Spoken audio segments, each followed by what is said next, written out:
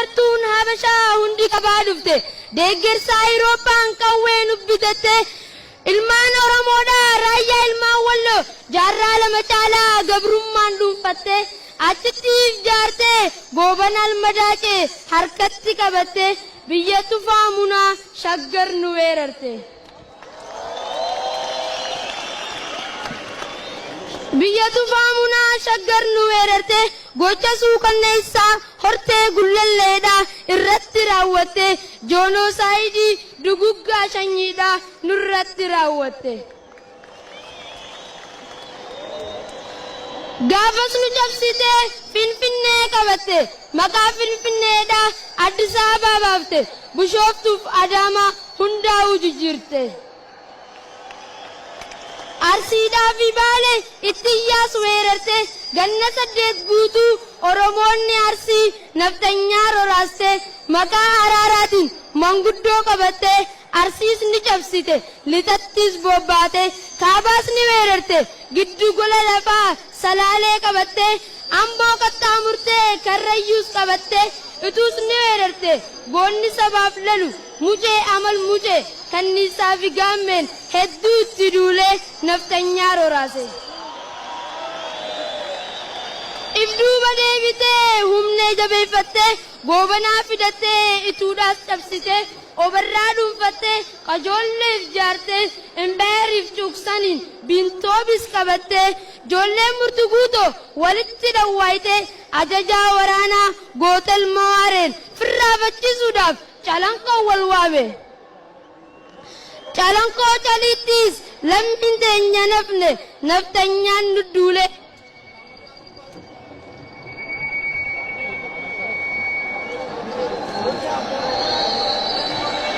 Naftanyaan nu duule lafee abbootii keenyaa akka karaa bonaa rafarlaa hortuule waraana hin taatu gaallaan hin barattu tan nuun jechaa turte wayii nu hambifte hattuun kaabaa dhufte.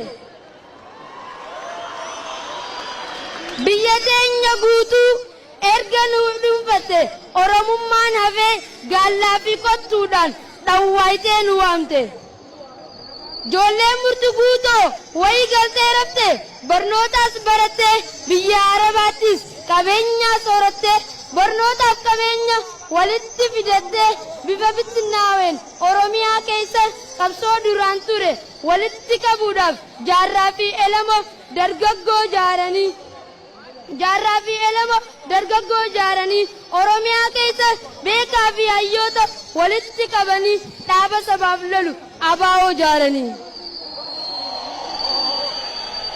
Eega gaafasanii yoom takkaa rafanii waraana leenjisuuf biyya Afrikaadhaa ol godaananii kaanis biyya keessa lammii dammaqsuudhaaf halkanii fi guyyaa baay'ee carraaqanii.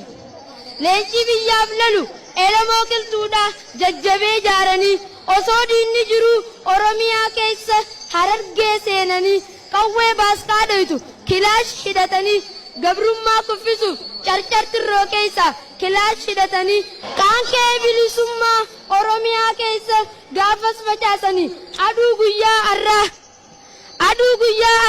hiree waliif finnaan adda bilisummaa Oromoo salaayyoo seetanii qeerroodhaa fi qarree bas gaafas jaaranii. Alaabaa Oromoo ibsituu dukkanaa faajjii bilisummaa gaafas nuu bocanii motora qabsoodhaa wiirtuu lafee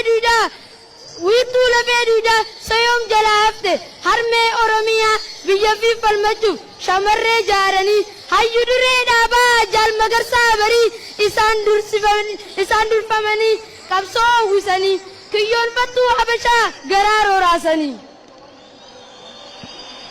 Waajjira banachuuf karaa Maqdishoodhaa imala baatanii gammoojjii Shinyiigaa shiftaa Somaaliitiin hunduu qabamanii amantiidhaan qooduun adda babaasanii saba koo dhageessee jecha jaalleewwanii amantii fi kutaan gargar nun baaftanii dhumnus bakka takka jiraannus waliini jechuun dhaadatanii osoo adda nafin boolla takka keessa shiftaadhaan dhumanii. Waa'ee tokkummaadhaa buurri isaanii al tokko lammii koo Oromoo haa yaadannu jaallee wareeganii baatanii daqiiquma takkaaf yaadannoo sammuudha akka nuu gootanii.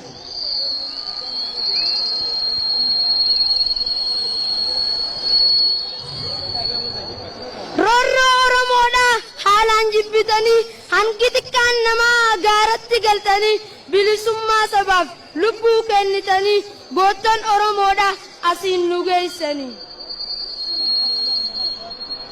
Yaa Elemoo Qilxuu, yaa Laggasaa Wagii, yaa Maammoo Muzammil, yaa Taaddasaa Birruu, qabsoon teessan haqaa galma ga'uun ooltu. Roorroo duraaniitiifuu garaan nu gubatee arrallee hin dhiifne shira duraan barte. Ijoo Oromoodhaa, motora qabsoodhaa, xiinxalaa siyaasaa obbo Jawaar Mohammad ajjeesuudhaaf jecha manatti itti dhayite qabsoo qeerroon gooteen. Ajjeesuudhaaf jecha manatti itti dhayite qabsoo qeerroo gooteen harkaa fashaloyte. Saba koo Oromoo gurraan na dhagaa qabsoo jaalleewwanii xumuratti gochuuf filannoof qophaa'a. Dhaamsaan qabuu dabarfadhee ani abbaa walaloodhaa kan beeyne maqaasaa isiniifin ibsa. Gootarraa dhalate gullalleen qeerransa.